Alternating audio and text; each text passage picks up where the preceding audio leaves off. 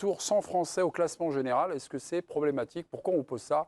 Puisque vous allez voir, le premier Français au classement général, c'est Guillaume Martin, premier Français, 16e à 38 minutes et 28 secondes de l'intouchable Pogacar. Alors, un tour sans Français au classement général, est-ce problématique? Votre ville-peuple a répondu. Siani, vous m'avez dit finalement non, pas du tout, pas trop. Non, ça vous pose. Non, c'est pas problématique. Pourquoi, Siani? Non, alors moi, je ne suis pas quelqu'un qui suit le tour tous les jours, toutes les étapes, mais je suis ça de loin. Et par exemple, le duel Pogacar-Vingegaard, c'est quelque chose qui m'intéresse. Je lis les très bons papiers d'Alex Ross dans l'équipe et je me régale de cette rivalité. J'ai beaucoup aimé aussi le fait que l'Érythréen, alors j'espère que je ne vais pas écorcher son nom. Binyam Girmay. Binyam Girmay, voilà. De le découvrir, ça m'a fait plaisir. Et puis il y a des Français qui ont gagné des étapes finalement dans ce tour. Il y a eu 3 victoires françaises, donc ils ont quand même réussi à l'animer. Mais vraiment, c'est pas une compétition que je regarde uniquement pour les Français, parce qu'il y a tellement de choses qui peuvent s'y passer que voilà, ça me passionne quand même quand ils ne sont pas bons. Ok, d'accord, très bien. Alors, on oui. n'attend pas Patrick?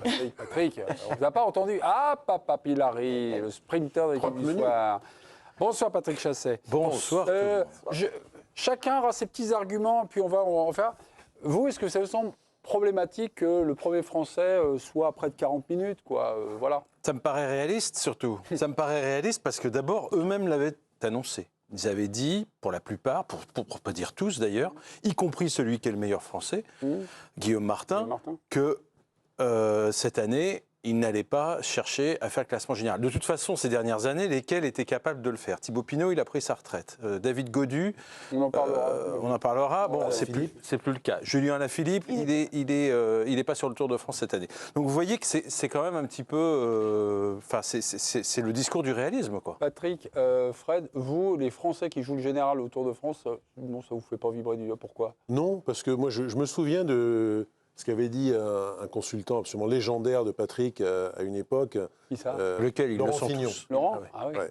Je me souviens qu'il avait apostrophé, alors qu'il commentait la course, Christophe Moreau, qui avait... Le roi du prologue, là. Il avait gagné le prologue une fois. Mais avant qu'il gagne une étape du Tour, qui sera sa seule étape du Tour, il avait dit « Je ne comprends pas comment il court, Christophe Moreau ».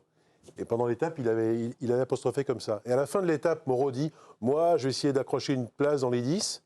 Et Fignon s'était énervé comme un fou en disant « Mais ça rime à quoi d'être 9e du Tour? Qu'il aille nous faire une étape ?» Il était furax. Et je trouve qu'il a raison. C'est que si c'est pour être sur le podium, éventuellement monter sur la boîte, d'ailleurs en plus les deux machines absolues que sont ces deux-là aujourd'hui, à la rigueur, oui, mais aller accrocher une 11e place, une 12e place, on s'en moque. Moi, j'ai vibré sur Turgis, j'ai vibré sur Bardet. Les victoires d'étape, je trouve que c'est fort, c'est beau. Et quand elles arrivent comme ça, c'est beaucoup plus intéressant que de voir une 12e place. Après, je comprends très bien l'importance pour les équipes, pour les points, pour les je vote sponsors. Verdier, Non, c'est pas ça. Pardon. Je vote Fignon, je vote Verdier. Si je peux me permettre, est-ce que si tu prenais l'exemple de Christophe Moreau, s'il avait visé des victoires d'étape, est-ce qu'il aurait eu plus de réussite? Je ne sais pas, mais le problème, c'est là qu'il ne les visait pas. Alors je te pose la question maintenant.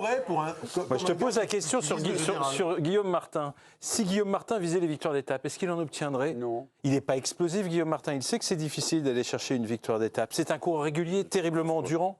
Il a abandonné une seule fois et encore on l'a plutôt renvoyé chez lui parce qu'il était positif au Covid alors qu'il n'avait aucun symptôme.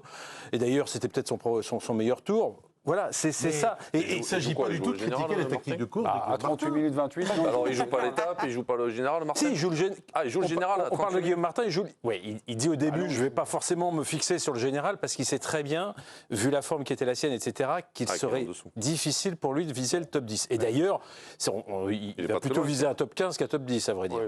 Ce qu'on dit juste, c'est qu'on vibre beaucoup plus, en tout cas à mon avis, et puis pour ce qui me concerne, à une victoire d'étape française qu'à une 11e place ou une 10e place au général, d'un Guillaume Martin ou d'un autre. Stéphane, vous... Non, mais quand on dit le général, on ne leur dit pas d'être 11e. On cherche à savoir s'ils peuvent arriver dans les 3 premiers. Ils n'ont pas dans non, mais moi, ça me dérange qu'il n'y ait pas un Français depuis des années qui joue le Tour de quoi, qui puisse arriver à espérer.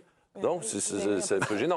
Après, je ne sais pas à quoi c'est dû, si ça manque de talent, si ça manque... Perrault et Bardet, mais moi, ça me dérange. Quand j'étais gamin, je vibrais quand je voyais Fignon, Hinault, tout ça, qui pouvaient gagner. Non, mais voilà, la moitié du peloton était français aussi, hein, donc c'était facile de viser. Ça aide un peu, hein, quand même. Là, tu as 20% de... Non, mais donc, tu n'as pas assez de talent aujourd'hui pour espérer avoir un Français qui puisse... Mais non, mais moi, voilà, ça me dérange, tout. en fait. Mais après, ça dérange, mais il y a 21 équipes au départ, il n'y en a pas 2, quoi. Enfin bref, c'est compliqué. C'est 21 équipes, il faut arriver à briller. Il y a une mondialisation du cyclisme, mais il y a aussi, dans les équipes françaises y compris, je dirais un côté polyglotte qui fait que parfois le leader n'est pas lui-même français. L'équipe Décathlon AG2R, c'est un Autrichien qui est leader de cette équipe. Justement, Stéphane général du coup. Lui, il va se battre pour un top 10, effectivement, mais il ne fera pas top 5. Stéphane, vous aussi, vous disiez que les Français ne soient pas le général, Non, mais c'est pas problématique. Mais vous m'avez dit sur le petit texto, une petite précision, une petite surprise, notamment sur une des équipes françaises. Est-ce que vous vous rappelez là la G2R, la Décathlon. Oui, parce que le début d'année du cyclisme français est extraordinaire. Ouais. Ils nous ont fait vibrer sur des tas de courses. Il y avait longtemps qu'on n'avait pas autant vibré pour nos cyclistes. 16 victoires, c'est ça en 2024 pour AG2R, c'est ça à peu 24 près, là. Après, ils n'ont pas, 24. gagné 24. mais ils ont gagné beaucoup de courses quand même. Oui, non, Et mais les jeunes Français à l'image de. il y avait effectivement des équipes qui gagnaient peu qui se sont mises à gagner beaucoup. Ouais. Décathlon est arrivé, parce qu'il y a un nouveau sponsor, mais je crois qu'il y a aussi un encadrement qui a été remanié, etc. Un nouveau manufacturier, bref. Du coup, ce sont des éléments qui permettent parfois justement de relancer une équipe. Et ça s'est parfaitement démontré, puis la dynamique de la victoire, évidemment, ça peut jouer. Puis arrive le Tour, et si effectivement ils ressortent du Tour avec un vague top 10 et pas de victoire d'étape, alors que d'ailleurs depuis 4 ans ils en gagnent à chaque fois au moins une, et ben là on risque de leur dire vous avez raté votre saison, ce qui serait évidemment profondément injuste. Stéphane, redressez votre micro, on me dit ça comme ça, je vous dis, j'essaie de vous faire des signes, mais je ne prends plus le poids de votre bouche. Et donc, je peux vous poser une question. Bien sûr. Et donc, à l'avenir, là, on n'a même pas un espoir qu'il y ait un Français qui arrive pour se Non, dire, éventuellement, on pourrait y arriver. C'est ça qu'on a peut-être mal évalué, c'est-à-dire qu'on savait que Pinot se retirant, Bardet annonçant sa retraite à l'issue de dans le courant de la saison prochaine, il arrêtera après le Dauphiné l'année prochaine. Pardon, mais c'est 2 coureurs qui ne pouvaient pas gagner le Tour, à peu près. Ils avaient tous les deux Pinot, fait à un moment, podium. C'est les deux 2019, derniers c'est les deux derniers avec Christophe Perrault avoir fait podium. Il y a 7 ans, le dernier podium français. Oui, je suis d'accord, mais j'ai l'impression Chaque fois qu'il arrive, ce n'est pas de ma faute. Oui, non, mais c'est une dispute. On se dispute, Patrick. Donc, effectivement, je suis troublé, je ne sais plus ce que je raconte. C'est un redoutable Non, s'il y a un nouveau qui pourrait éventuellement, sur lequel on Alors, a On nous parlait, Patrick, de Lenny Martinez. J'ai regardé le classement ce matin. C'est le dernier Français. Lenny Martinez, le petit jeune qui montait, Ouais. on disait, voilà, c'est le grimpeur. 137e. C'est le dernier Français. 3h52. Non, mais 3h52. Non, mais on pourrait prendre équipe. 52 minutes. Oui, non, mais tu sais, une fois que tu te relèves, tu te relèves. Vaut mieux d'ailleurs essayer de ne pas faire trop d'efforts. Mais il est clair que de toute façon, lui, il n'a pas besoin de se faire oublier. Il est clair, je ne pense pas que personne ne me contredira. Lenny Martinez, c'était un pari. Un pari pourquoi ? Parce que Gaudu, dans la même équipe, était visiblement pas en condition. Je rappelle qu'il a eu le Covid peu avant le départ. On ne savait pas trop ce qu'il allait faire sur le Tour et on est malheureusement... Covid lourd, hein, parce que Vingegaard l'a eu, mais ça ne devait être pas de la même souche. Hein. Non, mais... Oui, non mais attends, c'est pas le même coureur. C'est juste un mot d'esprit, je suis une ordure. Oh là là, Bertrand Latour, sors de ce corps, s'il te plaît.